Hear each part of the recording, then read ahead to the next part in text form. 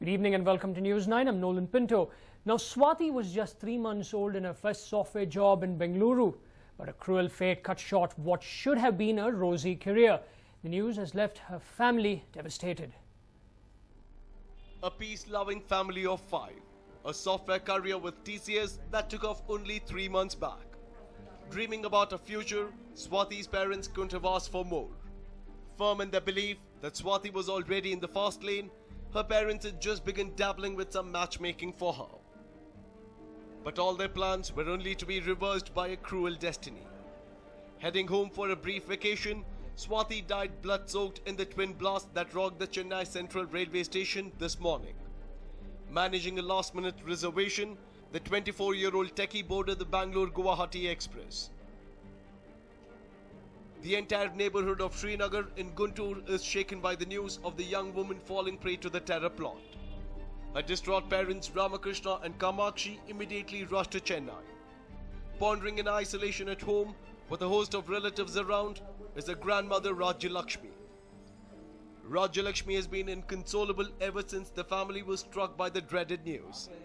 Struggling to comprehend the shock, she reminisces what her granddaughter promised her when she came home 3 months ago. Bengaluru వాళ్ళే కేరళ నుంచి వాళ్ళే తీసుకొచ్చి అక్కడ అప్పచెప్పారు స్టూడెంట్స్ అందరినీ. కేరళలో ట్రైనింగ్ అయిన తర్వాత జాబ్లో చేరింది 8వ తారీఖు. ఫస్ట్ శాలరీ జనవరి 8న అందుకోలేదు కానీ అందుకుంటాను అమ్మమ్మ ఇంకెవ్వలేదని అంది. ఆ పండగకు వచ్చింది కంతేనయ్యా మేము అమ్మాయిని చూసుకుంది. రాత్రి బయలుదేరి వచ్చేది ఇక్కడికి రావటానికి విజయవాడకి train. The grief is writ large on her face, but the churning in her mind is beyond words to express. Seeing Swati's quick progress in her profession, the family had just begun looking around for prospective matches for her. Rajyalakshmi is unable to come to terms with the fact that she can never see Swati tying the knot. Swati had just started her career in December last year. Her happiness knew no bounds when she received her first salary in January this year. Her office was at SJ Atas on Sheshadri Road near Bangalore Turf Club. 24-year-old Swati showed keen interest in photography and was even part of several photography clubs. Her photos spoke a lot about the kind of person she was. She was someone who wanted to live life to the fullest. But everything is suddenly met an abrupt end.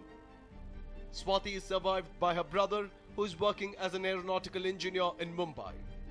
Tamil Nadu Governor K. Rosaya led a stream of condolences for the bereaved family. Nagaraj for News 9, Guntur. Now, chaos reigns supreme at the Chennai Central Railway Station this morning as passengers at the station stood witness to twin blasts. Now, the blast claimed a life and left several others injured. 7:05 a.m. Chennai Central. Bangalore-Guwahati Express had just rolled into platform number 9. People were gearing up for breakfast, but something else was offered to them. Twin blasts rock Chennai Central. Sleeper coaches S4 and S5 were the targets where the bombs exploded. Passengers and eyewitness opine that the bomb could have been placed inside a tiny box which was placed under the lower berth. The low-intensity explosion left 1 dead, 2 grievously injured and 7 others with minor injuries. The blast unleashed chaos across the station and the city. 24-year-old Swati Parachuri, an employee of TCS in Bengaluru, was killed in the blast. The area was cordoned off and security was beefed up. Police personnel rushed to the spot along with bomb squad who checked the entire station thoroughly. Today morning at 7:05 a.m., Bangalore-Guwahati Express rolled into Chennai Central Station, and 10 minutes after that there was a blast in 2 coaches, S4 and S5. Presumably happened when the below the berth something was kept which blew up. This resulted in death of 1 lady passenger, grievous injuries to 2 other passengers and simple injuries to 7 passengers who have been already moved to the hospital. The Honorable Minister of Railways has announced an ex gratia payment of ₹1 lakh to the dead, 25,000 to the grievous injuries and 5,000 to the simple injured persons. The normal operations are very much on as far as rail operations are concerned. in Chennai station, and platform number 9 has been cordoned off, and investigations are on as regards the cause of the blast and for finding out more clues about the incident. Union Railway Minister Mallikarjun Kharge was among the first to react. Promising a thorough investigation, the minister also declared ex gratia to the victims. Intensity bomb blasts happened in sleeper coaches S4 and S5. As a consequence of these blasts, one lady passenger by name Switi, aged around 24 years, lost her life. She was traveling from Bangalore to Vijayawada by this train and was to go to Guntur further. In addition to this, 2 passengers received major injuries and 7 minor injuries. Arrangements have been made to make ex gratia payment of rupees 1 lakh to the family of deceased passengers, rupees 25,000 each to the passengers who received major injuries, and rupees 5,000 each to the passengers who received minor injuries. Security was beefed up across most of the stations along the route of Bangalore-Guwahati Express and also at many important railway stations across the country. The scene was no different at Bengaluru railway station.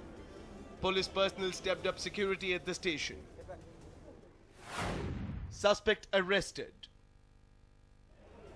Police personnel at the Chennai Central Railway Station conducted a thorough search of the station, during which they found a person hiding on the train who at the moment is being suspected for the twin blasts.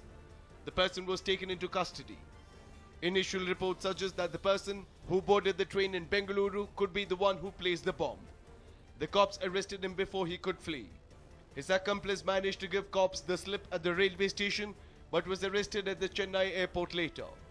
It is believed that the second suspect was about to board a flight to Guwahati. A thorough investigation ordered. The preliminary investigations revealed that there could be a possible terror angle to the twin blasts. Union Railway Minister promised a thorough investigation. The National Investigating Agency has sent 2 teams to assist the Tamil Nadu police in the probe. While one team has been sent from Hyderabad, the other team has been sent from Delhi. The Union Railway Minister promised the formation of a special investigation team too, which would probe the twin blast and submit a report at the earliest. A News9 report. Well, the twin blasts at Chennai Central are being termed as part of a larger plan. If yes, who was the target of this terror plan? The repercussion. The train was thoroughly searched and left Chennai Central at 10:30 a.m. While coaches S4 and S5 were sent to Chennai Yard, where further investigations will be conducted. Crude bombs found in Vijayawada. Police in Vijayawada of Andhra Pradesh, who went on a high alert following the Chennai twin blast, stumbled on about 10 crude bombs abandoned outside the railway station. The bombs were concealed in one of the 2 bags abandoned at the clock tower right outside the key railway junction. While one bag contained the 10 country-made bombs, a few firecrackers were found in the other bag. The explosives were unearthed as part of a heightened vigilance around all key installations. Though experts ruled out possibility of any major impact from these low-intensity explosives, a bomb squad that defused the crude bombs felt that these could have caused considerable damage had they gone off at the clock tower. Were the twin blast part of larger plan? Was Modi the target? A careful observation of the route of Bangalore-Guwahati Express reveals more than what meets the eye at first instance. The train was running an hour and a half late, which means that the blast that happened at Chennai Central should have happened at Nellore, further up the route. The train was stuck at Chennai Central due to a 1.5 hours of unscheduled delay. Nellore and Vijayawada, 2 places that figured prominently on the terror list and also 2 important stations on the route were the places where BJP's Prime Minister candidate Narendra Modi was to address rally after addressing a rally in Tirupati. Rubbishing all this as just rumors, Modi went ahead and addressed the rally. The blasts have definitely sent shockwaves across the nation. While many are terming it as a terror plot, there is nothing sizable at the moment to substantiate that claim. But at the moment, security at prominent places across the nation has been beefed up, considering the fact that it is the election season. A News9 report. Now the tu-tu meh-meh between politicos has mellowed down since the curtains are almost drawing to a close on elections. But the scuffle between Modi and Priyanka is still on. And the war of words mellows down. Priyanka Gandhi Vadra has been taking barbs at Narendra Modi big time. But Narendra Modi, who is known for being aggressive and taking pot shots at his rivals, rather chose to be mum this time. In fact, he struck the emotional chord this time around. In an interview to Doordarshan, he reportedly said that Priyanka Gandhi Vadra was like a daughter and not a political rival like her mother Sonia Gandhi and her brother Rahul Gandhi. However, this part of the interview was reportedly edited out as a measure of caution.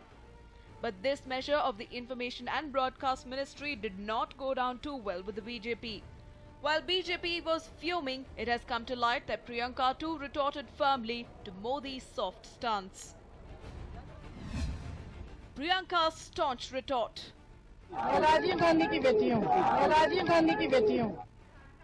However, now that it has come to light, reactions from the political fraternity poured in. While Union Minister Chidambaram raised doubts whether this will go down well with Priyanka, BJP leader Nirmala Sitharaman hit out at Chidambaram for his jibe. I'm not aware what was edited in the interview, but while I'm happy Modi thinks of Priyanka as his daughter, I'm not sure if Priyanka would be happy to consider him a father figure. It's part of the Indian culture to speak of somebody who's in the daughter's age too. She's like my daughter. ये expression use किया जाता है. It requires a good grounding and belief in Indian culture to say that and to also receive and appreciate it. Chidambaram ji belongs to a Congress whose DNA probably does not allow to appreciate this gesture of the Indian culture which comes out in our speech. And therefore, a scornful comment comes from him. Thank you, Mr. Chidambaram. But I think the manasikta with which Shri Narendra Modi has said it comes out of a strong belief in Indian culture. Well, this has certainly led to another storm in the political fraternity. Will Narendra Modi take offense to Priyanka's reply, or will he let it go this time too, now that he considers her his daughter? A News9 report.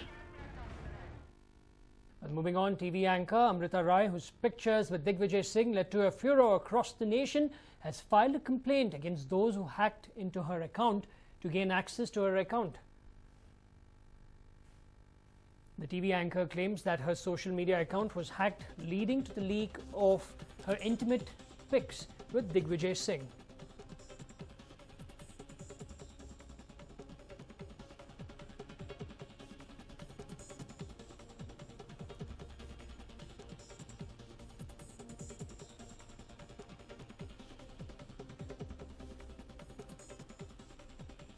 In fact, Amrita Rai, whose laptop, or basically her media account, was hacked, has now filed a complaint against those people or those unknown people